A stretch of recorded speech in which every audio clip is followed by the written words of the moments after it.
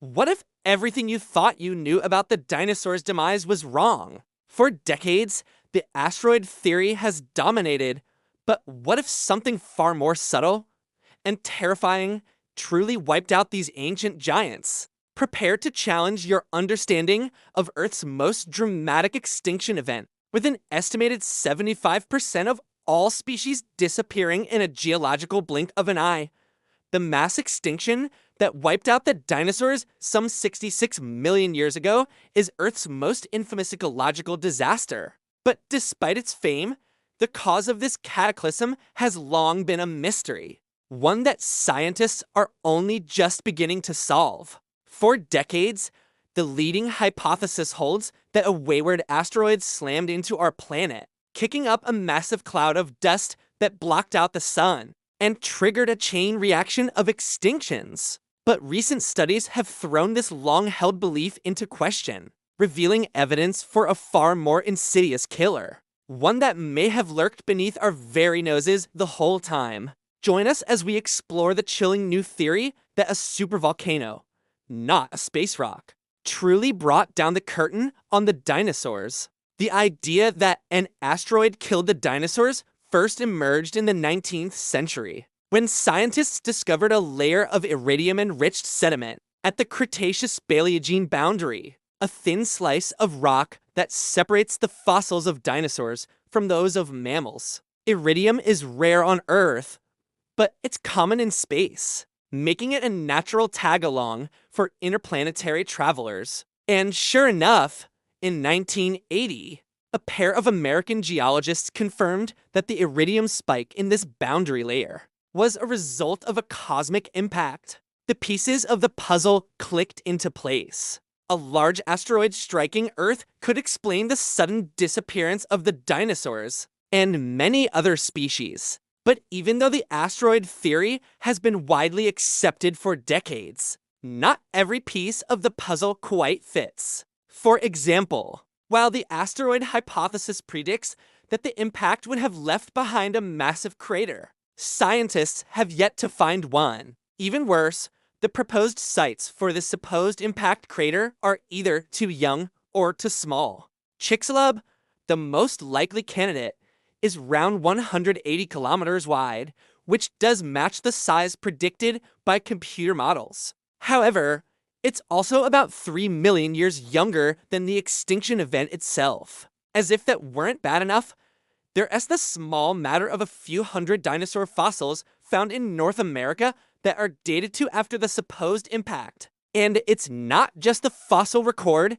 that's giving scientists pause. Research published in 2021 suggests that the asteroid impact wasn't the only major environmental event at the end of the Cretaceous. According to lead author Pengxin Wang of Columbia University, there were actually 3 distinct pulses of ecological disruption, with the asteroid impact being only one of them. These findings, based on an analysis of fossils from the Hell Creek Formation in Montana, suggest that whatever killed off the dinosaurs did so slowly and steadily, not suddenly and dramatically. Given the limitations of the asteroid theory, researchers have naturally begun searching for alternative explanations for the dinosaurs' demise. And one intriguing possibility is that the culprit was an eruption of one of Earth's supervolcanoes. Supervolcanoes are monstrous geologic beasts whose eruptions can affect the climate for decades,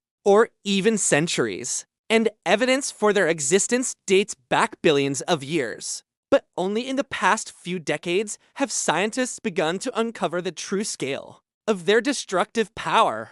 In the early 1990s, they identified a gigantic eruption deposit in the northern Philippines called the Laguna Caldera, at over 4,000 square kilometers. Its footprint was so vast that geologists dubbed it the largest volcanic eruption in history. Further research revealed that the site had once housed a caldera lake, a vast body of water that formed in the summit of the volcano before it drained away sometime during the Pleistocene epoch. In 2010, scientists got an even better look at the remains of this ancient lake when researchers used high-resolution radar to map the bottom of the South China Sea. They discovered the submerged remnants of a second caldera lake, one that lay more than 1,000 meters deep.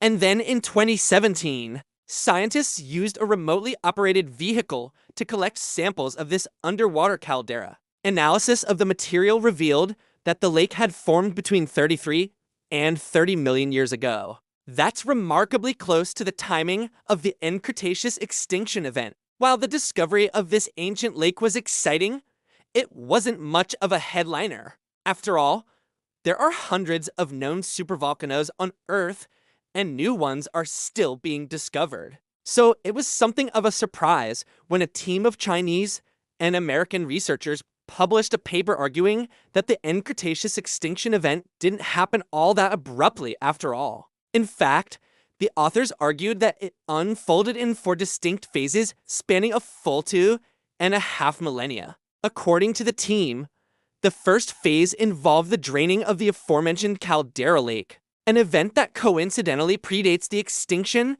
by 30,000 years. This initial pulse seems to have caused a rapid reorganization of life in the Western Pacific, eliminating many shallow water species and triggering a massive algal bloom. Unfortunately for life on Earth, this would not be the last thing the supervolcano would do. The second phase of the die-off began about 1,000 years later.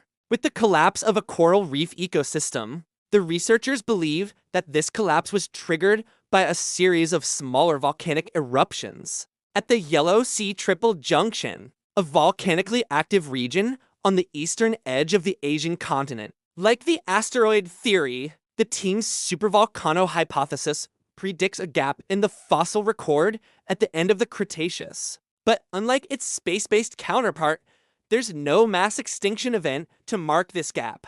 Instead, the fossil record simply shows a steady decline in biodiversity. This pattern of slow, steady decline continues into the third phase, which saw the extinction of many terrestrial animals, including dinosaurs. Again, this aligns with the predictions of the supervolcano hypothesis. By now, any remaining dinosaurs were likely already struggling to survive, and the final blow may have come from a single massive eruption or a series of smaller eruptions that gradually depleted Earth's oxygen supply. The resulting hypoxia, or low oxygen levels, would have created a hostile environment for terrestrial animals, especially large-bodied species like dinosaurs who need a lot of oxygen to stay alive. But the effects of hypoxia don't stop there. It would have also led to ocean deoxygenation, causing a collapse in the marine ecosystem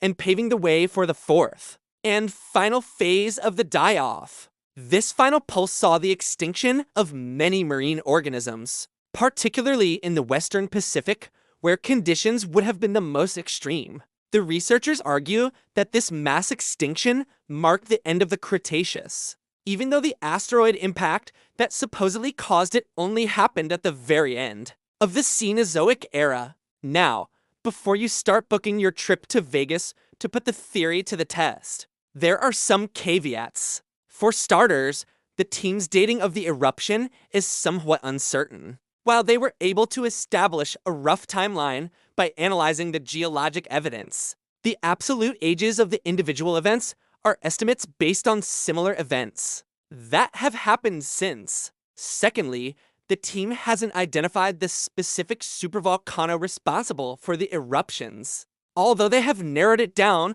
to a few candidates in the Yellow Sea Triple Junction. Finally, while the team believes that the supervolcanic eruptions played a major role in the extinction of the dinosaurs, they also acknowledge that there may have been other contributing factors. After all, the asteroid impact is thought to have caused massive climatic shifts that affected the entire globe. So even if the asteroid wasn't the sole cause of the extinction, it may have delivered the killing blow. Despite these caveats, the study's authors stand by their conclusion that the asteroid theory needs revising, as co-author and paleontologist Paul R. Major of the National University of Tainan wrote in an email, "I think the conventional view that an asteroid impact caused the end Cretaceous mass extinction will be modified in the future to include the role of volcanism. But what do you think?